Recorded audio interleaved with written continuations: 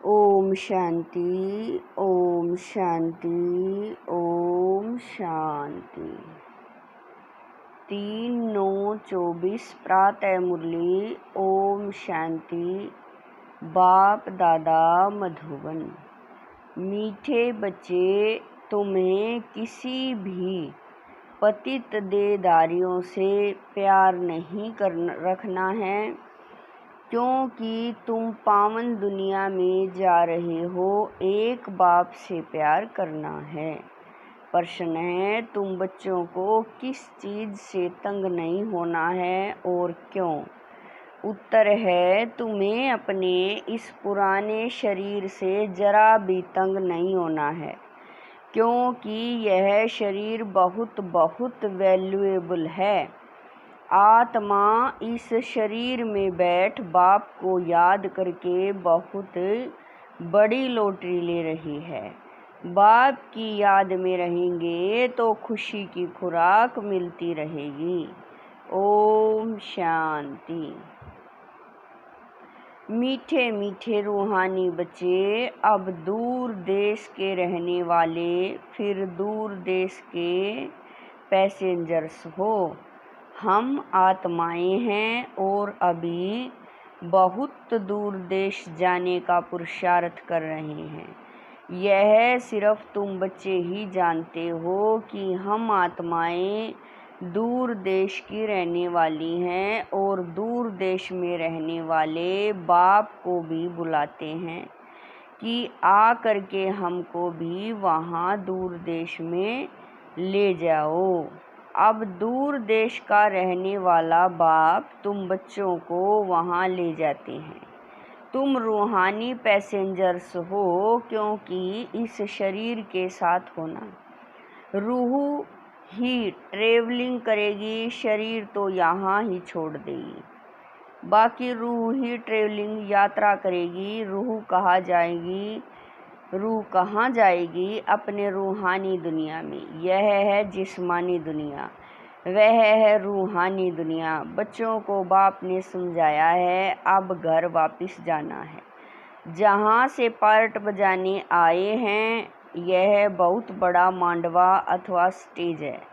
Stage पर act करके part बजाकर फिर सबको वापस जाना है। नाटक जब पूरा होगा तब तो जाएंगे ना। अभी तुम यहाँ बैठे हो, तुम्हारा बुद्धि योग घर और राजधानी में है। यह तो पक्का पक्का याद कर लो, क्योंकि यह तो गायन है, अंतमति सोगति। अभी यहाँ तुम पढ़ रहे हो, जानते हो भगवान शिव बाबा हमको पढ़ाते हैं। भगवान तो सिवाय इस पुरुषोत्तम संगम युग के कभी पढ़ाएंगे नहीं। सारे 5000 वर्ष में निराकार भगवान बाप एक ही बार आकर पढ़ाते हैं। यह तो तुमको पक्का निश्चय है। पढ़ाई भी कितनी सहज है। अब घर जाना है। उस घर से तो सारी दुनिया का प्यार है। मुक्ति धाम में जाना तो सब चाहते हैं, परंतु उसका भी अर्थ नहीं समझते हैं। मनुष्यों की बुद्धि इस समय कैसी है और तुम्हारी बुद्धि अभी कैसी बनी है, कितना फर्क है। तुम्हारी है स्वच्छ बुद्धि, नंबरवार पुरुषार्थ अनुसार। सारे विश्व के आदि मध्य अंत का नॉलेज तुमको अच्छी तरह है। तुम्हारे दिल में यह है कि हमको अब पुरुषार्थ कर नर से नारायण जरूर बनना है। यहाँ से तो पहले अपने घर में जाएंगे ना, तो खुशी में जाना है। जैसे सतयुग में देवताएं खुशी से एक शरीर छोड़ दूसरा लेते हैं, वैसे इस पुराने शरीर को भी खुशी से छोड़ना है। इनसे तंग नहीं होना है, क्योंकि यह बहुत वैल्यूएबल शरीर है। इस शरीर द्वारा ही आत्मा को बाप से लॉटरी मिलती है। हम जब तक पवित्र नहीं बने हैं तो घर जा नहीं सकेंगे। बाप को याद करते रहेंगे, तब ही उस योग बल से पापों का बोझा उतरेगा। नहीं तो बहुत सजा खानी पड़ेगी। पवित्र तो जरूर बनना है। लौकिक संबंध में भी बच्चे कोई गंदा पतित काम करते हैं तो बाप गुस्से में आकर लाठी से भी मार देते हैं, क्योंकि बेकायदे पतित बनते हैं। किसी के साथ भी बेकायदे सिर प्यार रखते हैं तो भी माँ बाप को अच्छा नहीं लगता है। यह बेहद का बाप फिर कहते हैं, तुम बच्चों को यहाँ तो रहना नहीं है, अभी तुमको जाना है नई दुनिया में। वहाँ विकारी पतित कोई होता नहीं, एक ही पतित पावन बाप आकर ऐसा पावन तुमको बनाते हैं। बाप खुद कहते हैं, हमारा जन्म दिव्य और अलौकिक है और कोई भी आत्मा मेरे समान शरीर में प्रवेश नहीं कर सकती। भले धर्म स्थापक जो आते हैं उनकी आत्मा भी प्रवेश करती है, परंतु वह बात ही अलग है। हम तो आते ही हैं सबको वापस ले जाने के लिए, वह तो ऊपर से उतरते हैं नीचे अपना पार्ट बजाने। हम तो सबको ले जाते हैं, फिर बतलाते हैं कि तुम कैसे पहले पहले नई दुनिया में उतरेंगे। उस नई दुनिया सतयुग में बगुला कोई भी होता नहीं, बाप तो आते ही हैं बगुलों के बीच में, फिर तुमको हंस बनाते हैं। तुम अब हंस बने हो, मोती ही चुगते हो। सतयुग में तुमको यह रतन नहीं मिलेंगे, यहाँ तुम यह रतन चुग कर हंस बनते हो। बगुले से तुम हंस कैसे बनते हो, यह बाप बैठ समझाते हैं। अभी तुमको हंस बनाते हैं, देवताओं को हंस, असुरों को बगुला कहेंगे। अभी तुम किचड़ा छुड़ाए मोती चुगते हो, तुमको ही पद्मा पद्म भाग्यशाली कहते हैं। तुम्हारे पैर में छापा लगता है पद्मों का, शिव बाबा को तो पाँव है नहीं जो पद्म हो सके, वह तो तुमको पद्मा पद्म भाग्यशाली बनाते हैं। बाप कहते हैं, मैं तुमको विश्व का मालिक बनाने आया हूँ। यह सब बातें अच्छी रीति समझने की हैं। मनुष्य यह तो समझते हैं ना स्वर्ग था, परंतु कब था फिर कैसे होगा वह पता नहीं। तुम बच्चे अभी रोशनी में आए हो, वह सब है अंधियारे में। यह लक्ष्मी नारायण विश्व के मालिक कैसे बने यह पता ही नहीं है। 5000 वर्ष की बात है। बाप बैठकर समझाते हैं, जैसे तुम आते हो पार्ट बजाने, वैसे मैं भी आता हूँ। तुम निमंत्रण देकर बुलाते हो, हे बाबा हम पतितों को आकर पावन बनाओ, और किसी को भी ऐसे कभी नहीं कहेंगे। अपने धर्म संस्थापक को भी ऐसे नहीं कहेंगे कि आकर सबको पावन बनाओ। क्राइस्ट अथवा बुद्ध को थोड़े ही पतित पावन कहेंगे। गुरु वह जो सदगति करे, वह तो आते हैं, उनके पिछाड़ी सबको नीचे उतरना है। यहाँ से वापस जाने का रास्ता बतलाने वाला, सर्व का सदगति करने वाला अकाल मूर्त एक ही बाप है। वास्तव में सतगुरु अक्षर ही राइट है। तुम सब से राइट अक्षर फिर भी सिख लोग बोलते हैं, बड़ी बड़ी आवाज़ से कहते हैं सतगुरु अकाल। बाबा कह रहे हैं बड़ी बड़ी आवाज़ में कहते हैं सतगुरु अकाल, बड़ी ज़ोर से धुन लगाते हैं सतगुरु अकाल मूर्त कहते हैं। मूर्त ही नहीं हो तो वह फिर सतगुरु कैसे बनेंगे, सदगति कैसे देंगे। वह सतगुरु सभा में ही आकर अपना परिचय देते हैं, मैं तुम्हारे मिसल जन्म नहीं लेता हूँ, और तो सब शरीरदारी बैठ सुनाते हैं। तुमको अशरीरी रूहानी बाप बैठ समझाते हैं। रात दिन का फर्क है। इस समय मनुष्य जो कुछ करते हैं वह रोंग ही करते हैं, क्योंकि रावण की मत पर है ना। हर एक में 5 विकार हैं। अभी रावण राज्य है। यह बातें डिटेल में बाप बैठ समझाते हैं, नहीं तो सारी दुनिया के चक्र का मालूम कैसे पड़े। यह चक्र कैसे फिरता है मालूम पड़ना चाहिए ना। यह भी तुम नहीं समझते हो कि बाबा, यह भी तुम नहीं कहते हो कि बाबा समझाओ, आप ही बाप समझाते रहते हैं, तुमको एक भी प्रश्न पूछने का नहीं रहता। भगवान तो बाप है, बाप का काम है सब कुछ आप ही सुनाना, आप ही सब कुछ करना। बच्चों को स्कूल में बाप आप ही बिठाते हैं, नौकरी पर लगाते हैं, फिर उनको कहते हैं 60 वर्ष बाद यह सब छोड़ भगवान का भजन करना, वेद शास्त्र आदि पढ़ना, पूजा करना। तुम आधा कल्प पुजारी बने, फिर आधा कल्प के लिए पूज्य बनते हो। पवित्र कैसे बनो उसके लिए कितना सहज समझाया जाता है, फिर भक्ति बिल्कुल छूट जाती है। वह सब भक्ति कर रहे हैं, तुम ज्ञान ले रहे हो। वह रात में है, तुम दिन में जाते हो, अर्थात स्वर्ग में। गीता में लिखा हुआ है मन मना भव, यह अक्षर तो मशहूर है, गीता पढ़ने वाले समझ सकते हैं, बहुत सहज लिखा हुआ है। सारी आयु गीता पढ़ते आए हैं, कुछ भी नहीं समझते। अब वही गीता का भगवान बैठ सिखलाते हैं तो पतित से पावन बन जाते हैं। अभी हम भगवान से गीता सुनते हैं, फिर औरों को सुनाते हैं, पावन बनते हैं।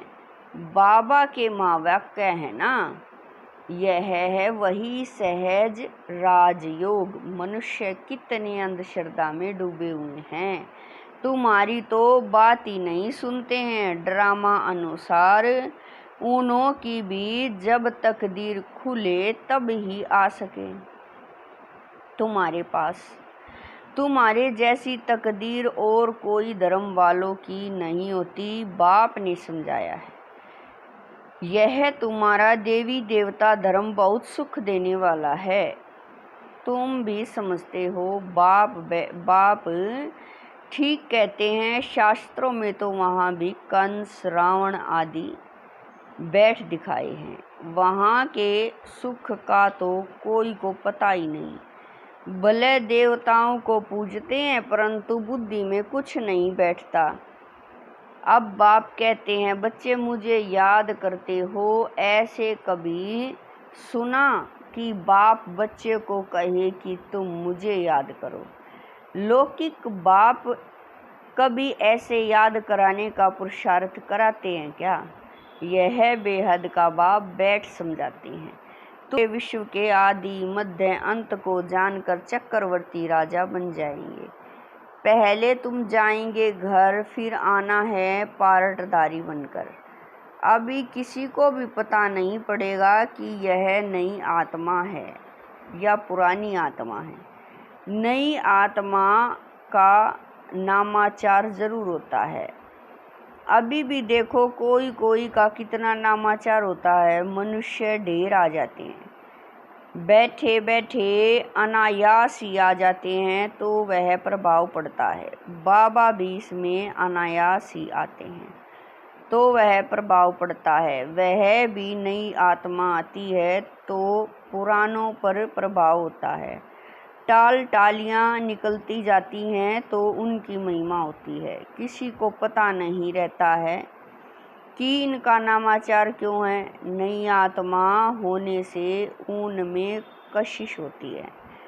अभी तो देखो कितने ढेर झूठे भगवान बन गए हैं। इसीलिए गायन है, सच की बेड़ी हिलती डुलती है लेकिन डूबती नहीं है। तूफान बहुत आते हैं क्योंकि भगवान खिवैया है ना। बच्चे भी हिलते हैं, नाव को तूफान बहुत लगते हैं और सत्संगों में तो ढेर जाते हैं, परंतु वहाँ कभी तूफान आदि की बात नहीं आती। यहाँ अबलाओं पर कितने अत्याचार होते हैं, परंतु फिर भी स्थापना तो होनी ही है। बाप बैठ समझाते हैं, हे आत्माएं, तुम कितना जंगली कांटे बन पड़े हो। दूसरों को कांटा लगाते हो तो तुमको भी कांटा लगता है। रिस्पॉन्ड तो हर बात का मिलता है। वहाँ दुख की छी बातें कोई होती नहीं, इसीलिए उनको कहा ही जाता है स्वर्ग। मनुष्य स्वर्ग और नरक कहते हैं परंतु समझते नहीं हैं।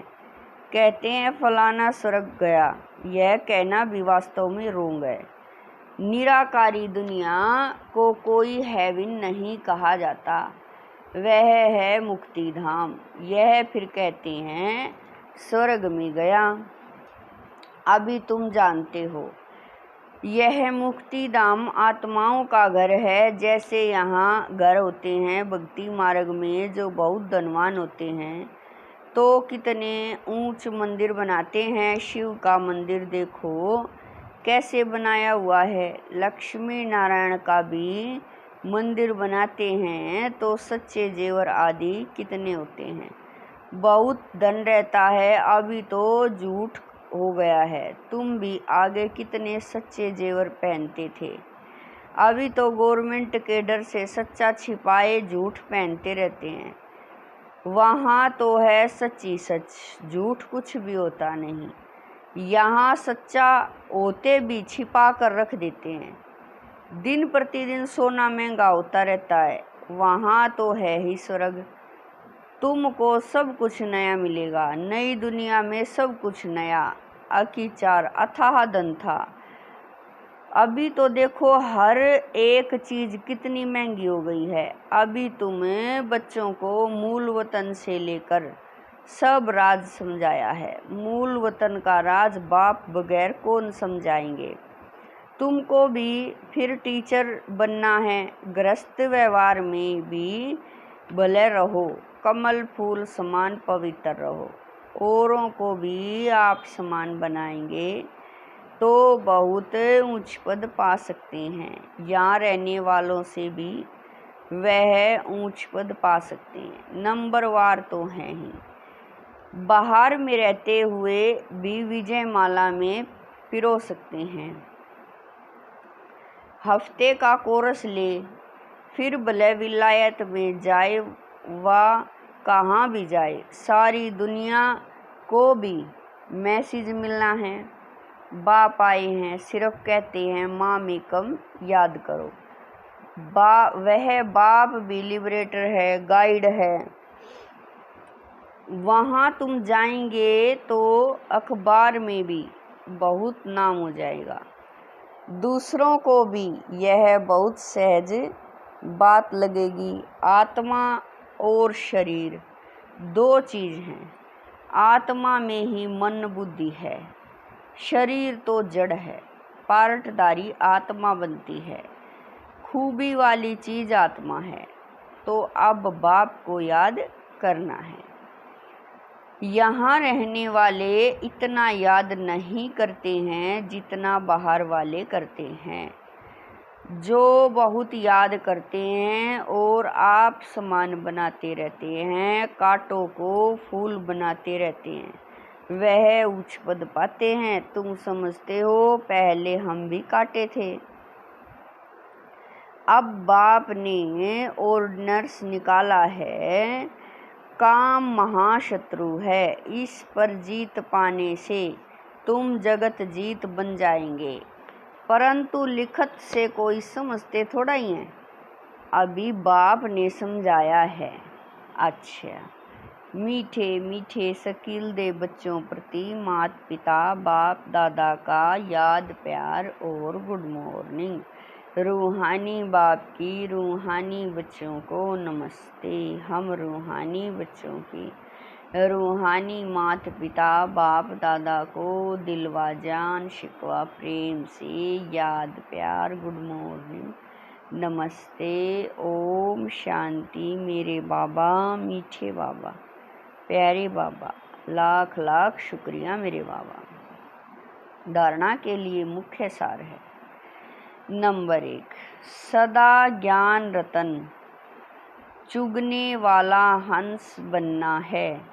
मोती ही चुगने हैं, किचड़ा छोड़ देना है। हर कदम में पद्मों की कमाई जमा कर पद्मा पदम भाग्यशाली बनना है। नंबर 2, ऊंच पद पाने के लिए टीचर बनकर बहुतों की सेवा करनी है। कमल फूल समान पवित्र रहे। आप समान बनना है। बाबा कह रहे हैं कमल फूल समान पवित्र रहे, आप समान बनाना है, कांटों को फूल बनाना है। वरदान है तेरे मेरे की हलचल को समाप्त कर। बाबा कह रहे हैं वरदान में तेरे मेरे की हलचल को समाप्त कर, रहम की भावना इमर्ज करने वाले मर्सीफुल भव। समय प्रति समय कितनी आत्माएं दुख की लहर में आती हैं, प्रकृति की थोड़ी भी हलचल होती है, आपदाएं आती हैं तो अनेक आत्माएं तड़पती हैं, मर्सी रहम मांगती हैं। तो ऐसी आत्माओं की पुकार सुन, रहम की भावना इमर्ज करो, पूज्य स्वरूप मर्सीफुल का धारण करो, स्वयं को संपन्न बना लो, तो यह दुख की दुनिया संपन्न हो जाए। अभी परिवर्तन के शुभ भावना की लहर तीव्र गति से फैलाओ तो तेरे मेरे की हलचल समाप्त हो जाएगी। स्लोगन है व्यर्थ संकल्पों की हथौड़ी से समस्या के पत्थर को तोड़ने के बजाय हाई जंप दे, समस्या रूपी पहाड़ को पार करने वाले बनो। स्लोगन है व्यर्थ संकल्पों की हथौड़ी से समस्या के पत्थर को तोड़ने के बजाय हाई जंप दे, समस्या रूपी पहाड़ को पार करने वाले बनो। ओम शांति।